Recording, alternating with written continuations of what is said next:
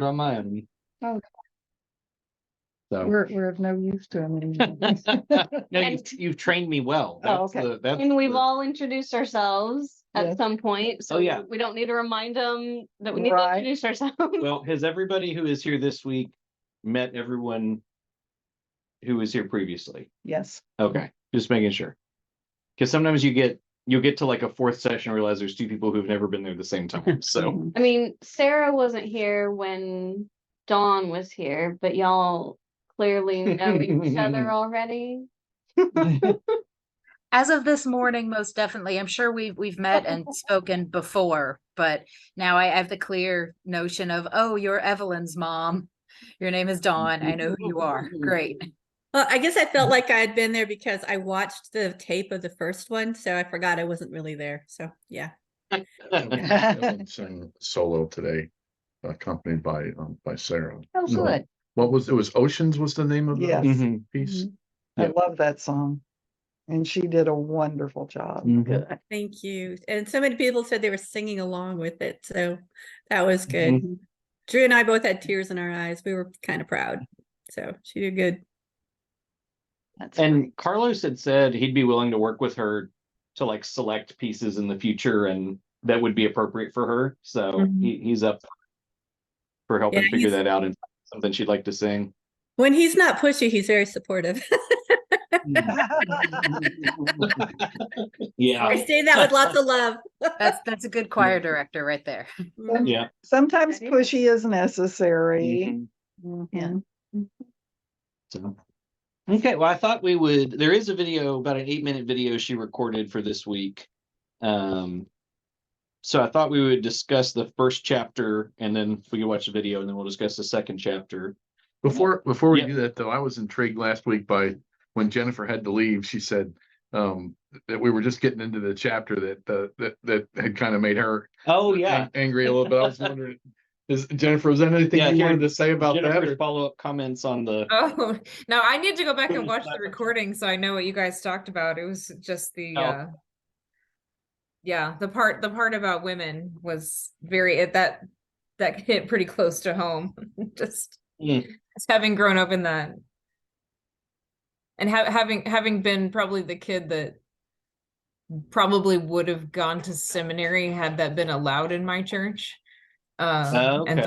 I couldn't do that, but it's okay.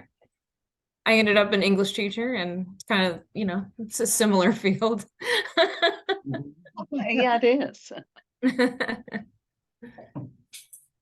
Did you, Jennifer? Was it when you were in high school? Was that like purity culture era? Had that started yet? It was I was actually listening to a podcast episode this morning about purity culture and thinking about that. Is the Pete Enns' podcast. Yeah. And I feel like I was graduating because I graduated in 94, and I feel like that stuff kind of got real heavy more like the later 90s. So I feel like there was like a little bit of it, but I don't think it was as strong. Because when I graduated from high school, like before that, I Kissed Dating Goodbye came out. That came out, I think, a few years later. Yeah. All that True Love Waits stuff, that was all Yeah. a few years after I was out of high school. So I think I kind of just missed it. That all hit when I was in college, because I remember it being the I Kissed Dating Goodbye. I remember being a thing. I don't remember a lot of people being really into it at my college, but the True Love Waits stuff was definitely around, and they were definitely having like events and stuff like that. Mhm. And that was also when I think by senior year, like disaffected Baptists who had been around that for a long time, the joke they would make is "True love waits till no one's looking." So, Right. that was really funny. Yeah, exactly. Yeah.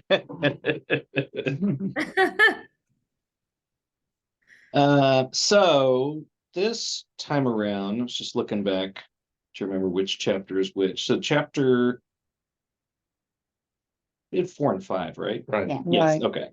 So we started with Bill Gothard and Rosas Rushduni who were not names that were familiar to me. Mm-mm. And the sort of 1950s, 1960s, them trying to figure out sort of teaching these traditional gender roles and sort of anti what they saw as secularism, and all of that also being tied into anti-communism and linking all the things they didn't like to this is communist infiltration. But it's particularly unsurprising that Gothard then, after his downfall, they find out that it was rife with all kinds of abuse and other terrible things Mhm. that he had been covering up and I've seen a making lot people from use for it. people who left the Gothard organization and people that really talk about deconstructing and coming out of those abusive situations. They always refer back to Gothard and his methods and Huh. some of the almost cultish things that they taught there. That's where I became first aware of Gothard. And I think that was through our last church because I started following some of the people that our pastor was following. And Yeah. Gothard just kept coming up and up as these people were just escaping this thing. So, and this homeschooling business got really ugly. Yeah, and so that was a piece that was interesting to me too. Is I've never really dug into the history of homeschooling and where it came from, and I've always heard that there is a very wild sort of fundamentalist foundation to the homeschooling movement. Hmm. But I guess in this chapter we finally see where it came from and how it started. Um, and then I do know that almost a lot of people I know who were homeschooled or sort of grew up in that culture in the 80s, all their books were from Bob Jones University from their press. Like they were the main Mhm. producer of homeschool curriculum and materials and things like that. So yeah, you can definitely see some overlap between that and these guys. And I guess she started the chapter by saying, we're going to talk about two people who are very influential, but a lot of people haven't necessarily heard of, and then talk about someone who became the most influential person. And I wondered who it was going to be. I hadn't like read ahead to know. And then when we got to James Dobson, I'm like, oh, of course, it's James Dobson. Well, So, I did attend the Institute of Basic Youth Conflicts when Oh, I was really? in high school. Yeah. I did not come from a church home. We were not a religious family at all. Mm. And so I was still kind of picking up bits and pieces and trying to figure out who I was and where I was going to be Mhm. in my faith. And, you know, it didn't affect me a whole lot just because, I was learning to pick and choose the things that I felt like were real for me. Mhm. Mhm. I'm surprised that I don't still have that. It was a big, thick notebook Hmm. of all kinds of things we're supposed to do. And I thought, I don't think I'm going to follow a notebook of how I'm supposed to behave. Hmm. But that was something that we did do when I was in high school in my church. We attended that, and we didn't talk about it a lot, but it was definitely, something that we were centered on. Hmm. So, And remind me, what type of church did you go to in high school? oh, it's Southern Baptist Church. Okay. Yeah. Yeah. Yeah. A small Southern Baptist church in Wichita Falls. Okay. And so that was one of Dobson's curricula, the one that you That's did? Or Gothard. that's Gothard's. Yeah, Okay, that's gotcha. Gothard. That's what he Okay. started. Basic youth conflicts. And then it morphed into the more, what is it? Basic life principles, which I wasn't familiar with at all. Mhm. And so I kind of was in the beginning of, I think I graduated from high school in 74. So that would have been early in what he was doing, I think, into the 80s. Hmm. And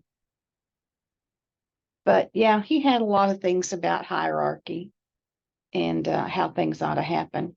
Mhm. And I do remember some of that being a part of what I was learning, but it wasn't real thick. We didn't really get into it deeply other than it was something we all attended. Mhm. I remember that that they had periodic meetings, and if you went to it once, they encouraged you to come back. Back, yeah, Mhm. they wanted you to come back. And if you, once you paid the fee once, you could go as many times as you wanted to. Mm. I was in college in 1980 to 85. And during part of that time, I served as a part-time youth minister at a church just outside of Plainview. And the pastor who was there when I went out to that position, he insisted that I go to the Institute of Basic Youth Conflicts. Hmm. And I remember that big binder. I looked through that binder and I thought, oh, I don't know about this. But I wasn't able to go when they had scheduled me to go. So, and they paid for me up front to go ahead and go to it. It wasn't cheap, but I couldn't fit that time in with my reserve duty, thankfully. Oh, yeah.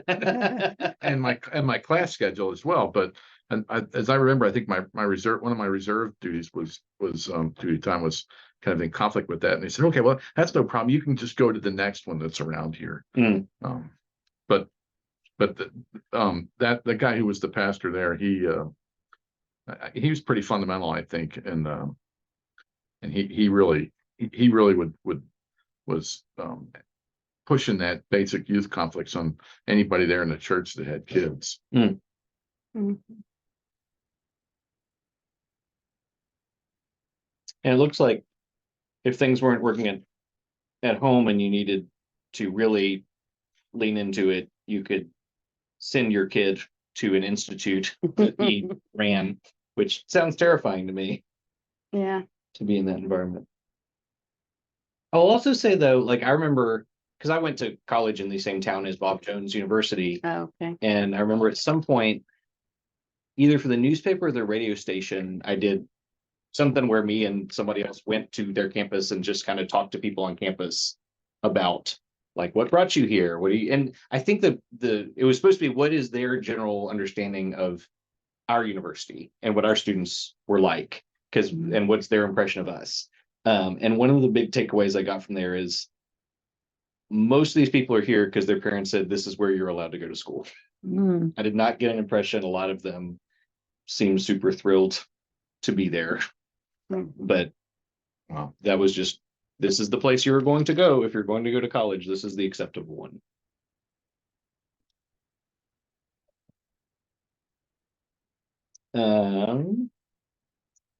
So also I thought it was interesting, I guess, because I never thought about it when they're she's giving James Dobson's bio that he starts out as a child psychologist, Mhm. went to USC, worked in Southern California, that he essentially positioned himself as the Dr. Spock alternative, Mhm. which I had never thought about that evangelicals would be looking for if Dr. Spock is the generally accepted one, what is our alternative to that? Mhm. And James Dobson figured out how to fill that role and build a very large media empire, really.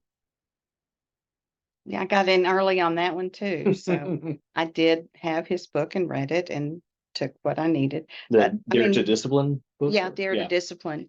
But it was Barry Brazelton was the one that I really went followed as far as raising children. And he wasn't religious in any way, he was just I think a very kind and gentle doctor that we read a lot. Spock I took with a grain of salt too. Mhm. Well, I was in my 30s and single, and I was listening to Dobson on the radio and Adventures in Odyssey. I still like Adventures in Odyssey. Those I listened to that way more than I should have. Reading through this, I'm like, oh man, I was so naive. I was just, if you need to know anything about Enneagram, on Enneagram 1, I was always looking to do the right thing. And I thought, well, for some reason, I'm in my 30s, I'm still not married, so maybe I'm not doing the right thing. So I was looking for like a set of rules to follow. So I bought into a lot of these things. I tried to follow, but I never could. It never fit. It just never fit. I'm more the nurturing type, not the hierarchical part. And this explains so much of why it never fit, because I do not do well with somebody thinking they have authority over me based on their sex. And we would get into it in the lobby. I was just like, I'm sorry, that's you don't know me. And we Mhm. would, and I was always trying to encourage other women, look at the women in the Bible, and I just was never into those roles, but James Dobson portrayed it all the time. And so many different, he was mostly the one I followed on the radio. And I remember at one point I read something about how, he really wasn't into girls doing anything adventurous. And I'm like, okay, we're split. We're done. You're going to put girls in a small role. We can't do it because there's no way I can go there. And if I ever do have kids, didn't get married till I was 40. There's no way that I'm going to raise them to be that way. So yeah, Dobson was, I liked him for so long and now it's so embarrassing, Mhm. Well, isn't that true? I mean, we start out with something that has a kernel of truth, and so we start thinking maybe we can, this is somebody I can listen to, someone I can look to, but the further you get into it, it's just there's so many times there's just more than what I'm willing to go with. That's why I said I kind of would pick and choose what I thought was really a good point of faith for me when I was learning all those things, because I didn't have any training at home. Mhm. I had to look for the things that I thought were right for me.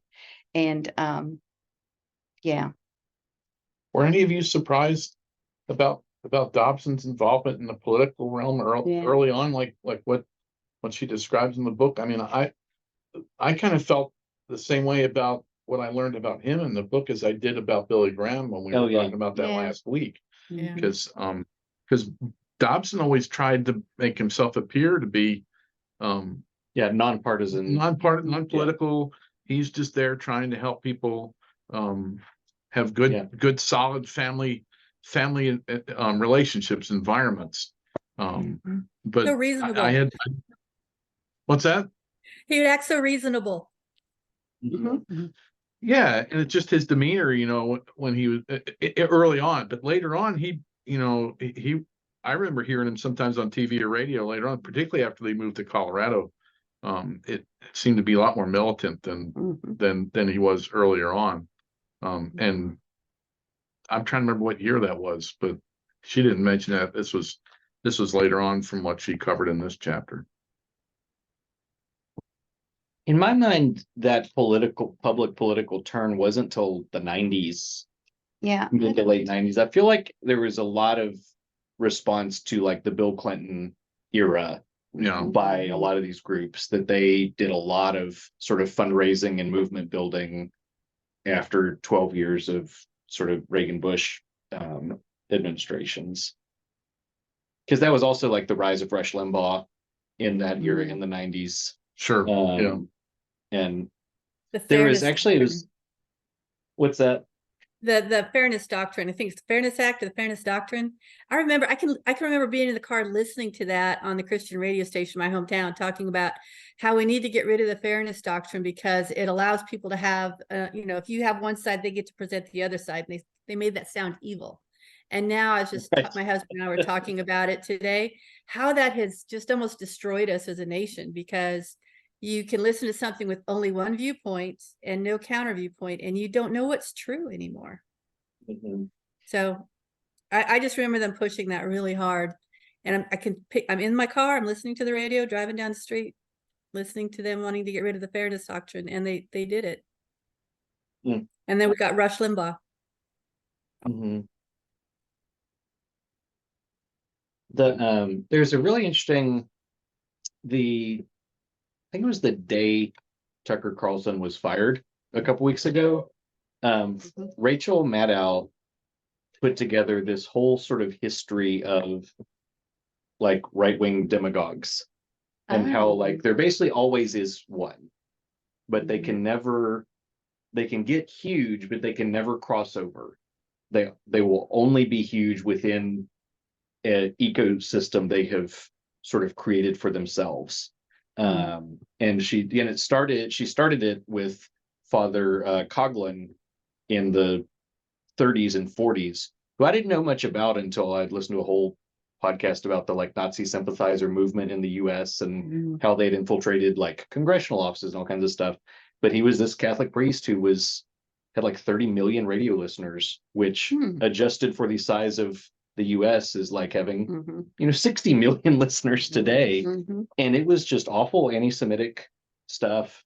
And You have to go back and after his downfall, then you kind of get into, I'm trying to think of who it was through the 50s and 60s, but then you eventually get to Rush Limbaugh, and he tries to cross over and they make him like a commentator on Monday Night Football. And that lasted for like 4 weeks Mm. because he said things and got fired. Yeah. But yeah, she kind of traced all that. But one of the things she pointed out is throughout all that, those people are able to succeed when whoever is the dominant or in power is the enemy. If your person is leading or in power, it is hard for them to get as much of a following. But if they are the counter to it, is when they are most successful. So Rush Limbaugh in the 90s, Father Coughlin, it was opposing FDR and New Deal and a lot of the those policies. And then Tucker Carlson, it's been sort of the last couple of years. It was Bill O'Reilly was the other one. She did a whole bit on yeah. the Obama era. But they all always flame out at some point. But anyway, it was fascinating. So that I'm thinking about that as I'm reading through this, that at times when these people really ascend is when there's someone in the presidency or something happening in the dominant culture that allows them to then build a subculture in response to It that. seems like the flame out usually is a result of some sort of ethical or moral indiscretion or lapse or something. Right. So, Well, and that I'm a little bit further ahead in the book because I need to meet on the 17th with another group and they're going to read the whole book. But she makes right. that point too. She makes that point too that, once the Cold War was over, the evangelical groups kind of waned. All the really conservatives kind of waned. They had nobody to fight anymore. So then they had to create this new culture war so they'd have something to fight to get people excited. Once the Cold War was ended, they were just kind of floating around looking for somebody to battle. And that's where some of this culture war stuff came up. Interesting. Yeah. James Dobson. I mean, I even wanted to go to Colorado Springs and work there for a while. That's how brainwashed I got. Oh, wow. Well, I like Colorado Springs, I thought that would be nice. Sure. Yeah. Yeah. Yeah, when I was deployed a couple years ago, there was a guy I would have breakfast with a lot who was from Colorado Springs, and he would talk about what a weird place it is because you had all these evangelical organizations that like decided this is going to be where we're all going to have our home base. But then you also have just a lot of snowboard bums and skiers and outdoorsy folks, and all these people sort of trying to occupy the same place. and then the Air Force Academy in Sure, Fort Carson. and Fort Carson's there. Yeah, too. Sure, and, yeah. So you have what's big the military. Air base. Force base there? Cheyenne Mountain is. Yeah, is that's that there. near There's there's an Air Force base over on the east side of town. too, Okay. Well, the Yeah. Air Force Academy is right there too. So, and then Right. my Yeah. husband, he was in boarding school. He did his senior year of high school in Colorado Springs. So we Oh, wow. stop there and check it out once in a while. Yeah.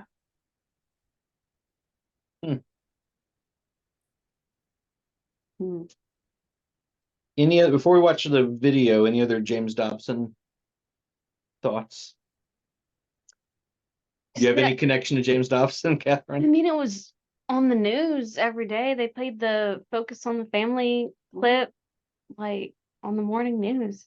Mhm. I thought he was just like, Oh, it was like a syndicated thing that you Yeah. just see I As like didn't realize. packaged for your local news station. Yeah, I didn't realize until Mm. later exactly what it was, I'm like, oh, okay, there's this guy talking about I don't even remember the topics they talked about, but Mhm.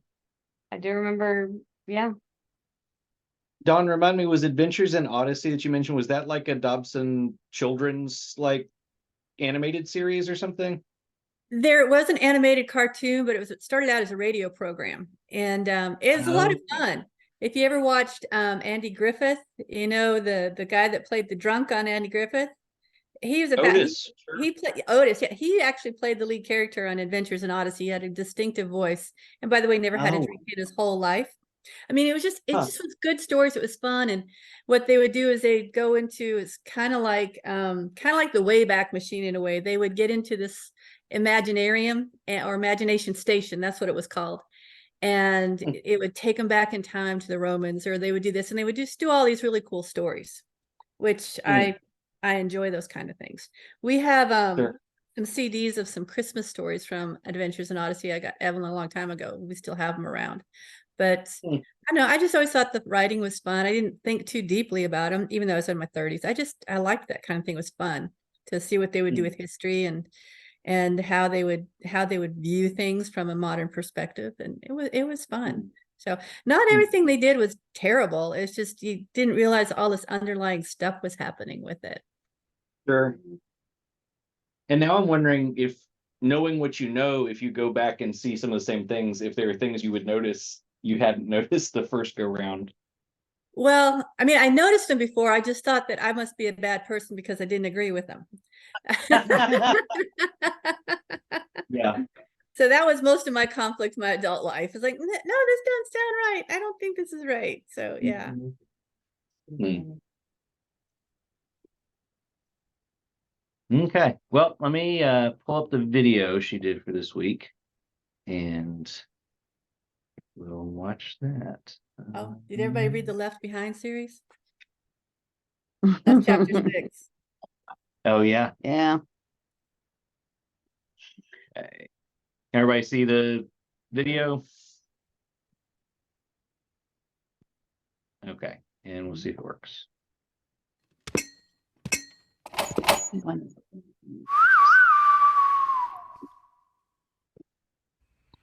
So another dilemma that I faced while researching this book was the question of fringe versus mainstream. Now, the book actually, the research for the book goes way back, more than 15 years. At that point, I was a new faculty member at Calvin University, and I had just taught my students a class on Teddy Roosevelt in US history. And in that lecture, I talked about gender. I talked about how his ideas of masculinity linked up with American power, with US imperialism, also religion and economics and all these things, kind of how gender works in history. And it was after that class that a couple of students came up to me and said, Professor Dumais, there's a book that you need to read. And that book was John Eldredge's Wild at Heart. I took a look at the book, and sure enough, Eldredge opens with a quote from Teddy Roosevelt and goes on to sketch a very militant masculinity as the ideal of Christian manhood. And this was right around the time of the Iraq War. And I was looking at survey data demonstrating how white evangelicals were far and above more supportive of the war, of preemptive war in general, much more likely than other Americans to condone the use of torture, to support an aggressive foreign policy. And at that point, I started to wonder, how does evangelical masculinity and a particularly militant strand of that, how does that connect to ideas of foreign policy and to militarism more generally? So I started this research project back in 2005, 2006. And then after about a year of researching and presenting a couple of papers on it, I ended up setting the project aside. I did so for a couple of reasons. One, honestly, I was incredibly disturbed by what I was uncovering. Wild at Heart was one thing. By 2005, 2006, there was a whole industry of books on Christian masculinity. This was also the height of Mark Driscoll in Seattle, very misogynistic, aggressively misogynistic Christian theology. And honestly, I found it deeply disturbing, revolting, really. And I wondered if, first of all, if I wanted to spend the years I thought it would require to write a book, delving into this subculture. Just personally, wasn't sure if it was something I wanted to do. But I was also troubled by this question of how mainstream this movement was. I mean, I could see it was terrible. I knew that Wild at Heart had gone on to sell more than 4 million copies. I knew that Mark Driscoll was hugely influential within American evangelicalism, particularly among young pastors and young evangelical men. At the same time, because it was just so revolting what I was uncovering, I had this nagging question of, is this really the fringe? Is this a fringe movement? And as a person of faith, do I really want to be shining this bright light on maybe the darkest underbelly of American evangelicalism, of American Christianity? Is that really what I ought to be doing here, particularly if it is more fringe? And so I ended up setting the project aside just for a time, I thought. I ended up having a couple of kids, and so that kept me busy. I had to finish up my first book, a book on the history of Christian feminism, and I ended up picking up another project connected to that first book, which was a study of the faith formation of Hillary Clinton in the tradition of my research on Christian feminism and progressive Methodism. But I kept tabs on many of the men that I had initially been studying, proponents of this militant Christian masculinity. And I watched over the years as one after another of them became implicated in sexual abuse scandals or abuse of power more generally. And so I just kept tabs on that. Still, I had this question, margins or mainstream, and how can I really tell? And then 2016 came around. And as we saw more and more white evangelicals embrace Donald Trump, first as a candidate in the Republican primaries, and then as a candidate, and then vote for him in November of 2016, all of this kind of came together for me. And listening to the words that white evangelicals were using to support or to defend their support for Donald Trump, it just resonated so deeply with what I had been reading in the literature on Christian masculinity. When Robert Jeffress said, we want the meanest, toughest, or I want the meanest, toughest son of a you-know-what in the White House, and that's where evangelicals are.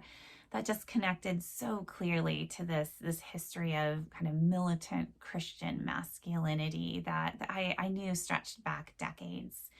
And so seeing this overwhelming support for a man like Donald Trump in 2016 and listening to the words that so many evangelicals were using to justify this support, that helped address this question of, is this a marginal fringe movement, or is this more mainstream evangelicalism? And really, if you look at the book, if you read the book, you'll see that this question of fringe or margins and mainstream is one that runs through the book. I was kind of trying to tease this out all the way through my research, all the way through my writing. And what I came to see is yes, some of these men are fringe. Somebody like Doug Wilson, I'll always categorize him as fringe. I think he would be offended if I wouldn't. Somebody like Bill Gothard. Initially, I had no plans to include Bill Gothard in this book. I thought he is so fringe, right? I want to stick to more mainstream. But so many of the people that I was talking to as I was conducting this research kept telling me, you are going to look at Bill Gothard, aren't you? You really need to. His influence was far deeper and more pervasive than I had ever imagined when I started this book. And so what I ended up doing is really trying to figure out what is the relationship between the obviously fringe, or maybe not so obviously fringe figures, somebody like Bill Gothard, somebody like Doug Wilson, and the more respectable or undeniably mainstream. So somebody like James Dobson, right at the heart of the last half century of white evangelicalism, or say Christianity Today, right? The epitome of respectable evangelicalism. What's the relationship between Christianity Today and somebody like Doug Wilson? And so that's really a strand that I pulled through the entire book. The question of what is the relationship between margins and fringe? what are the boundaries of evangelicalism? How do those boundaries shift over time? Who draws those boundaries? Who enforces those boundaries? What will it take to get excluded from evangelicalism? What does it mean to be excluded from evangelicalism? What does it mean when Lifeway Christian Books no longer sells your book? What does it mean when you get excluded from these all-important conferences? When you are cut off from these alliances and these networks? When you no longer have access to these distribution networks that really do define the evangelical subculture. And so that really is a theme that runs through the entire book.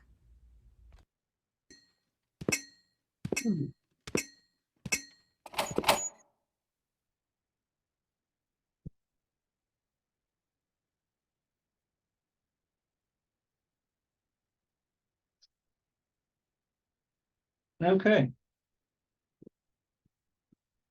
So one of the things I appreciate is one of the things that I was starting to pick up on this last chapter, was that whenever she's talking about these people, she does seem to always start with some fringe person, but then demonstrates how that provided the foundation for someone who sort of mainstreamed a lot of the ideas, that the person who originated them was a fringe figure. Because that seems to just keep happening over and over in all the things she's looking at in this book.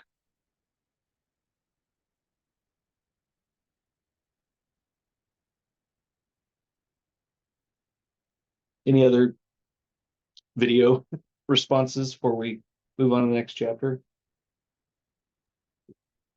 I was reminded something she said there at the end about what does it mean to be sort of kicked out, I guess, of evangelical culture. And one time I was listening to this interview with Jen Hatmaker and Brene Brown, and she was talking about how when she came out in support of LGBTQ people, that she was one of the people that they stopped selling all of her books and all of that. Yeah.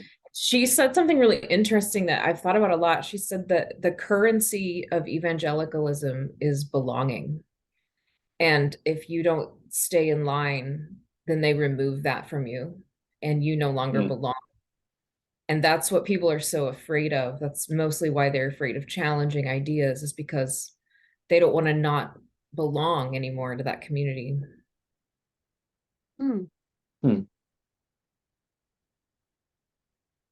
Yeah, and if your sort of sense of like salvation and worth and all those things are tied to being in the community and the community saying that you're okay, then that's a pretty strong thing to hold over someone to keep them where you want them to be. And the right beliefs, their accepted set of beliefs are what allow you to continue to belong.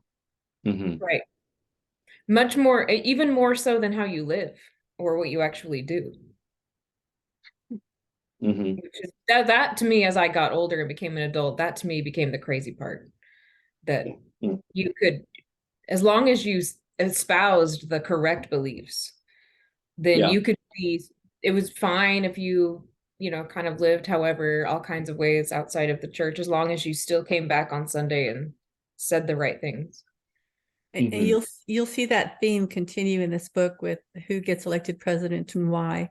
Exactly. Yeah. That made a lot of sense when I was like, oh, so virtue really doesn't matter. It's just what you say. And you saw that too with a lot of the pastors that she mentioned, like Mark Driscoll and just all of the scandals that have come out about them. And the fact that Mark Driscoll is still has a new church and he just moved on to a new location and he's still working as a pastor is astounding to me. The fact that people still send their kids to Liberty University and get to be a valid educational center just floors me. But that's only true for men.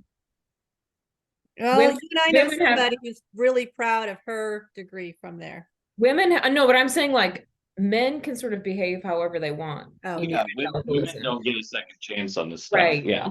Women have to be the paragons of virtue because they have to uphold everybody else's virtue. yes. Yeah. And that's in this next chapter. They talk about that quite a bit.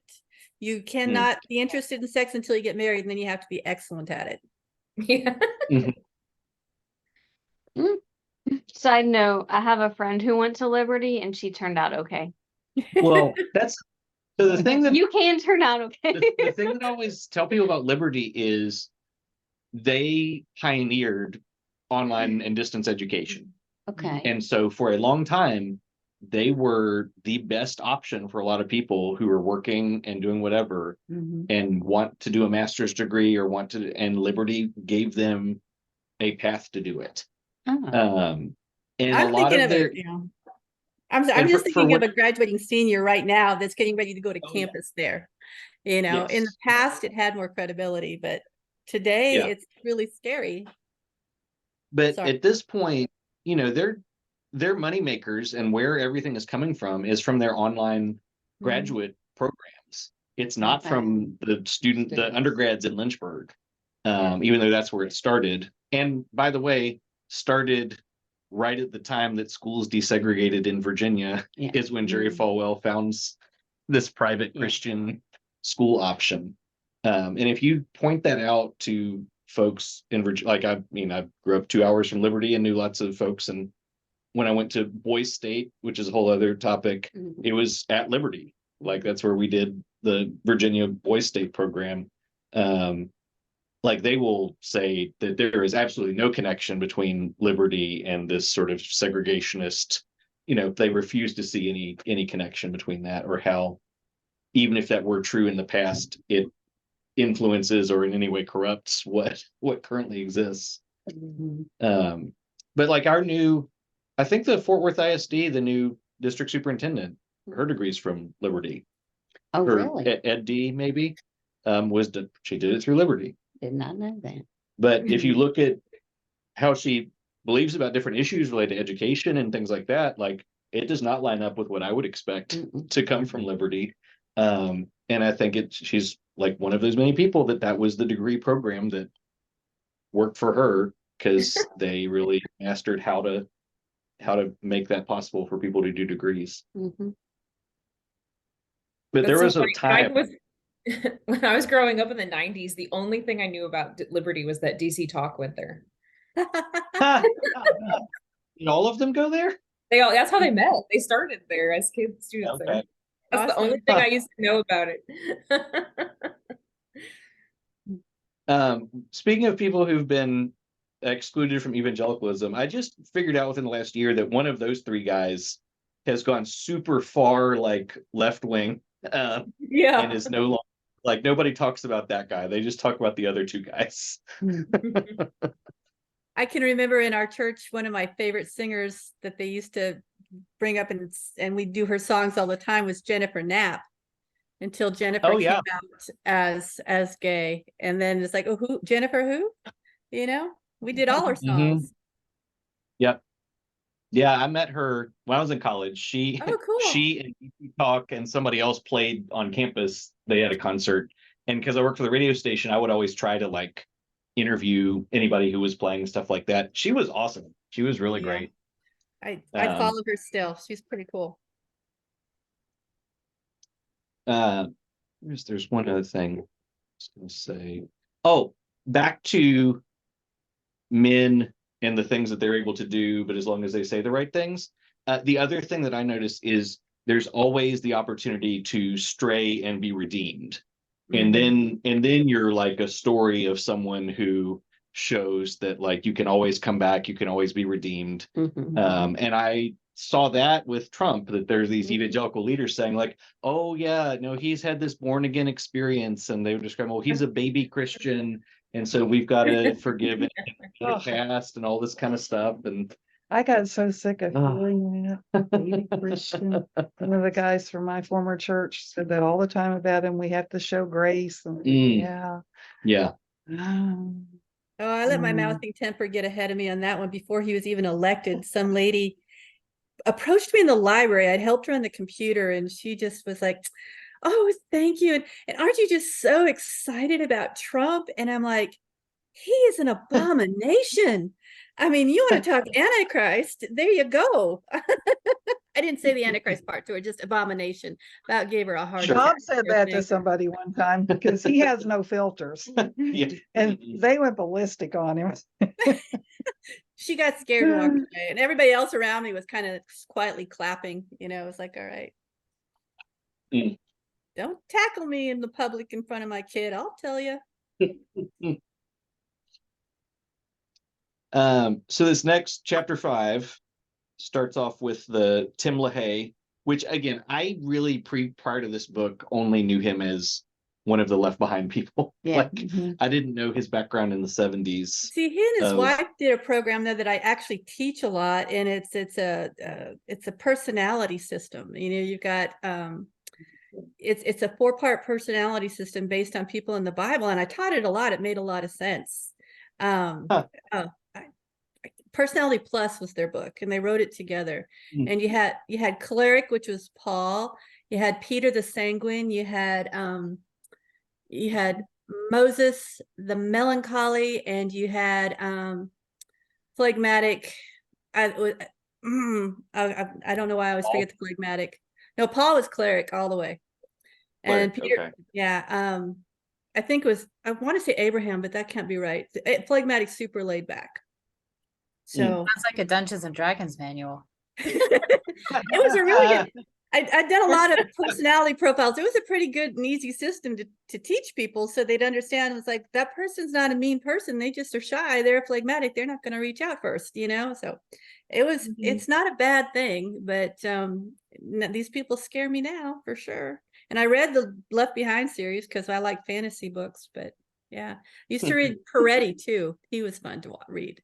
You know? I remember people reading Frank Peretti because Yeah. he wrote the sort of he was like the Christian R.L. Stein sort of. Kind of like, yeah. This present darkness. Yes. Mhm.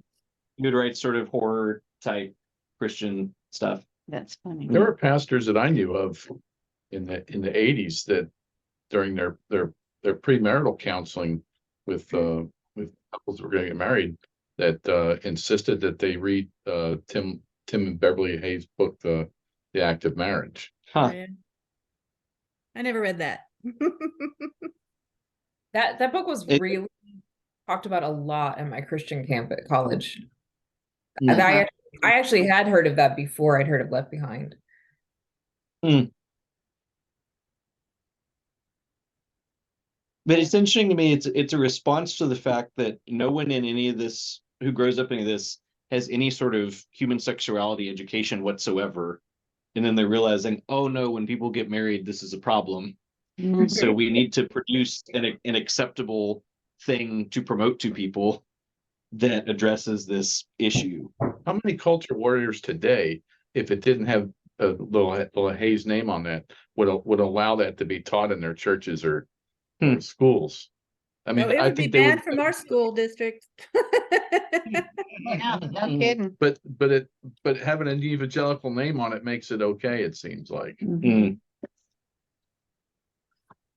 I also did not know that Beverly LaHaye founded Concerned Women for America, which I knew was a group that has been around for a while. And I remember meeting people whose parents were involved or moms were involved in that from more evangelical backgrounds. And they would always describe it as, we're like the conservative version of, and then they would name like a women's rights, organization that they were the conservative alternative to it.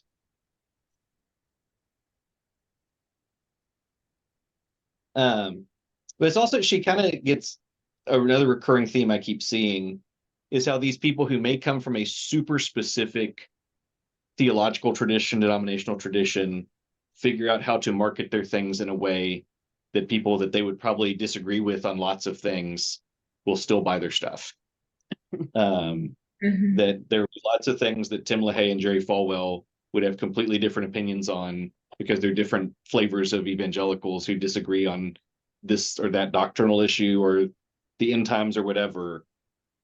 But when it comes to women and sex and, the social order, we're on the same page. So if we just focus on that, then we can all use these resources together.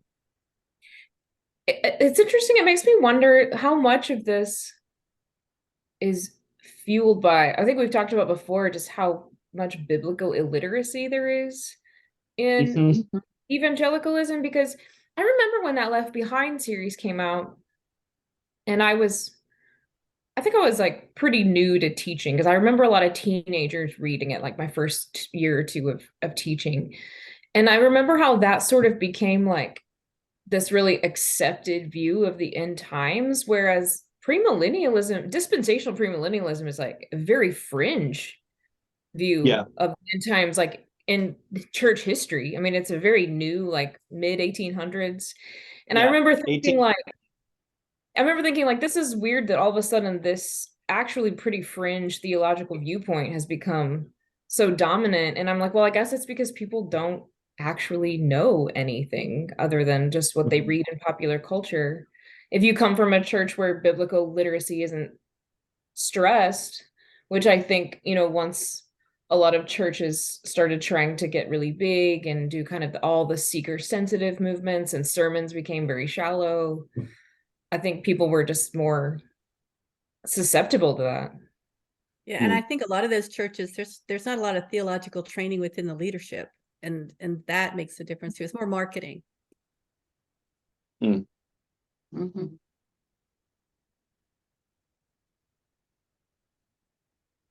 I agree with that. Okay.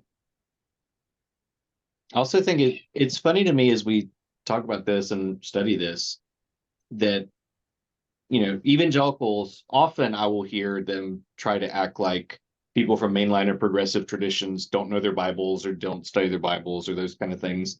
And I'm like, I think what people are getting in some of these other traditions, they're getting the Bible, but they're getting just little chunks out of context and memory verses and, those kind of things, where they don't actually know and understand the Bible. They just know whatever nuggets they were told and and made to memorize. But it's also a very literal Sure. reading Yeah. of the biblical text that they do cover, Mhm. and cherry pick and select, but not Mhm. the whole. How many evangelical churches pay any attention at all to the lectionary? Sure. Mhm. And a lot of mainline churches go through the lectionary each year to kind of push themselves Yeah. to have to wrestle with difficult texts. Yeah. Mhm. But the evangelicals, they can live on just a few texts about how to get saved and how to go to heaven. Yeah. And the rest of it, when and they'll pick some select proof texts out of the Old Testament to bolster their harsh treatment of people or something, and then and just leave it at that. Or for now, the way that they're they proof text for any discriminatory type of exclusion, they'll find some text in the Old Testament that can kind of back them up on that. Mhm. But a holistic look at Scripture, you don't find a whole lot out there, which leads to the biblical illiteracy and theological illiteracy, because they don't spend much time studying Bible other than what they hear from their pastors. Then they don't delve into the more systematic type of theology. Sure. I just got on, Pastors who do I just got in an online discussion with somebody that had to do with the elections up here, but they really wanted to do the Bible thing, and have some atheist friends that think maybe all Christians are bad. So defending my Jesus and saying, hey, this is not what Jesus does. And he's like, well, you need to read the Bible. And I said, been there, done that lots of times, lots of studies. And he's like, Jesus destroyed a lot of things. I said, I know he overturned some tables in the temple. Can you tell me where Jesus destroyed anything? And then he's like, oh, you need to go back and read the whole Bible. But he couldn't answer me. So he came back and, and he quit the discussion after that, because he can't name a thing that Jesus destroyed. No. Yeah. And then I want to Yeah. like, you under grace, you under law, what you doing? Yeah. Yeah, he did destroy death. Right. He did destroy death. Very good. Yes. Yeah, Yes. That's, I'll remember that for next time. Thank you. That little thing. Well, and I'll also say the version of Jesus that they seem to want to believe in is the one in Revelation. Right. Oh. Yes. Not the version that actually lived and taught and, did all those things. Right. They like the apocalyptic version of Jesus. But he hasn't Um, done it yet. No. And also, my whole thing with Revelation always is, if that Jesus was written in the context of we are a persecuted minority and Jesus is going to come back and make things right, if that group then becomes the dominant group, that doesn't really work anymore for Jesus to kill all your enemies, because your enemies are the minority. You've been in power, since what, Constantine 335 or so, everything reversed. Don't you know And you can't use logic and reality? You can't do that. No, that doesn't work. So. I'll also say, so David, one of the things you reminded me of, I didn't realize until maybe in the last 5 years, I assumed in evangelical churches, it would be a lot from, New Testament focused, but a lot from the Gospels. And then I figured out from like being around other evangelical army chaplains that they mostly preach epistles and, Oh, yeah. and rarely preach Gospels. Right. Like it would shock me, but it's like, no, the point is these like formulas of how to get to heaven, and Jesus doesn't really do a lot of that in the Gospels. You got to go to the epistles to find that kind of stuff. Well, the culture things that were being addressed, Paul was specifically talking to some of the things that he was encountering, Sure. What did Jesus say? There's neither male nor female. Paul saying, well, women need to be quiet in the church. But that was a specific church, right? Based on the culture where they found themselves. But you don't hear that because a lot of those evangelical preachers, they don't do the study like that. Yeah. They'll read one of their buddies' commentaries and take that as, okay, well, here you go. And then and if you hear some of their sermons, they'll start off with something like that, and then they go around the horn, and when they get toward the end, you think, how did we get there? Yeah. Yeah, I'm all about now. It's like, okay, what did Jesus say? Everybody else is doing commentary, even my beloved Paul. It's commentary. He didn't, that's not what Jesus said. It's commentary on how could you possibly apply what Jesus said. And so if you go back to what Jesus says, it can clarify a whole lot for you. And how did Jesus treat people? Not the commentary from everybody else. Even And more whenever bizarre, the taking all of the Old Testament stories and using those as, like trying to draw life lessons from them for the church, and all the equating of like Israel is the church is the new Israel, and just like they took the promised land, then we are going to take over whatever it is that we need to take over. I don't know. All of that was super disturbing to me. Minionism. You just remind me that one of the challenges, you're talking about how Paul addressed some specific issue and addressed it very specifically. But Jesus, anytime people try to get him to like take a side and address an issue, it leads to, well, let me tell you, a man had 2 sons. And and he tells Let me tell you a story. And it's not these are right, these are wrong, or that's not how he answers things. Which, if you're trying to give people do this, don't do that, these people are good, these people are bad, Jesus is not very helpful. At one point, Paul said, do that. I don't have a word from the Lord on this, but this is what I think. Right? And then what is in 2 Corinthians, he's angry with them. He says, what is it? How does he say it? Like, I could come at you with a stick. And I'm thinking, that doesn't sound much like the way Jesus handled situations. So we need to wrap up because we're past our hour. But we had that last stretch was on Jerry Falwell and his shift from, again, being apolitical in the 60s and saying Christians have no business being involved in politics, which it was helpful to see that was contextualized as the ones who were were marching in the civil rights movement and doing the things that he thought this is not what Christians should be doing. But then on the other side of desegregation and Voting Rights Act and all those things, then he does start thinking maybe we should be involved in politics and building the moral majority movement.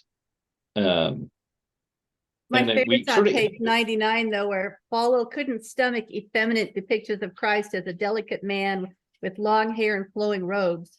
Jesus was a man with muscles. Christ was a he-man. We were talking about that before we came over. I'd like to see a drawing of what Jerry Falwell's image is. Look a little like Stallone, don't you think? Oh, could Yeah. be, could be. I mean, More to like be fair, the muscles, Hercules like- from Hercules Legendary, Kevin Sorbo. Yeah. his name. I would Oh. take that one. it requires muscles. Oh, it does. if he was a carpenter. But would he have a Bible buzz doesn't- cut then, you know? Like, I was taken by, also on that same page, the church was an army equipped for battle. yes. Mhm. The Sunday school was an attacking squad. Yeah, I think we better be careful getting new Sunday school class here. right. Well, Hmm. gosh. Yeah, all the militaristic sort of imagery that was adopted. Christian radio was the artillery. Mhm. Christians, like slaves and soldiers, ask no questions. Well, and that goes back You to know. Dobson, where they had all his stuff in the military by that time. So people Oh, were yeah. coming under all of that discipline and being fed that continually. So then you come out Yeah. of the military. And again, it's not all terrible stuff, but if you don't have anything to counter it and to put it in context, it can change your thinking. Mhm. And I can tell you just from being in the military, there are these parachurch organizations who are well funded, who are just producing tons and tons and tons of their materials shipped free to the military. And so then if that's what chaplains are getting, or whatever, then that's what they're setting out for people to have. And so you have tons of stuff from the military arm of Campus Crusade that's out. You have tons of focus on the family stuff. And you know, mainline churches, they're not engaged in this at all. Like this isn't even on the radar of a thing we should be doing, is providing resources Hmm. to the military. Because again, since the 1960s, they have all been sort of estranged from the military after Vietnam. After having So, been in the evangelical churches for so long, one of the key people that made me reconsider coming back to mainline was Rachel Held Evans, and the comfort she found in coming back to a liturgical church. You know, Mhm. and Sarah Bessie did the same thing. I was like, okay, you can leave all the craziness and come back to something that makes sense. Mhm. Yeah, it's changing again, but you know, I like Mhm. seeing so many people in church today. That was Yeah, nice. it was. You people like that more than the preacher. No, So- well, did that look more pre-COVID? Since I wasn't here pre-COVID, did that look more familiar? Before COVID, we were averaging about 125 on a Sunday on a typical week. And today I think we were probably 105, 110. Okay. So that was kind of where we were when pre-COVID, when things were going well. It was Yeah. nice. I know that in the Sunday school class today, Bart had said that that his friend from who teaches with him and also yeah. Episcopal, they were coming today to see how Ridgely does Youth Sunday. Oh yeah, Hmm. they've been here 4 weeks in a row. Yeah. So So after showing up the Sunday after Easter, when there's like no one in the Zero. pews and Oh, gosh, that's so hard. no kids except for theirs, and eventually mine once they whatever meltdown in the parking lot was addressed. So By the way, Belle Never did a know. great job today too. Your kids all did a great Oh, job today, thanks. Russ. Yeah. Belle was Well, very I- funny. I love the theater kid. Oh, yeah. well, I was gonna say it is interesting comparing last year to this year and what a year of being in theater has done for her getting up and speaking in front of people. So the last comment I just wanted to make, which doesn't have to be the last overall comment, but is boy, Jimmy Carter really got socked at the end of this chapter for Well, which reminded me that she is describing the way that evangelicals in this movement are looking at Jimmy Carter, Right. know. Mhm.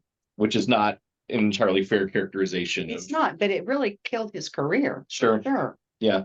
He was a Southern Baptist Yes. Yes. Yep. Mhm. Yeah. He was born again. and was very, very vocal very about that. public about his faith. And they turned their back on it. Mhm. Yeah. But seemed to actually be committed to living out gospel values, which Yes. doesn't really. Yeah. It's not about that. That's not the type of president that Robert Jeffress would want. Yeah. Right. Mm. Hmm. Yeah, he was an evangelical. He was a World War II veteran. Like he checked all the boxes, but the way that that manifests. He He pardoned wore a draft cardigan dog, and smiled too much. and he wore a I love that cardigan, and he quote. smiled too Wore a much, yeah. cardigan. Yeah. We just can't have that. That's like having Mr. Rogers as president. Sure. Mm. We can dream. That'd be great. Sarah, I have a task for you before next week.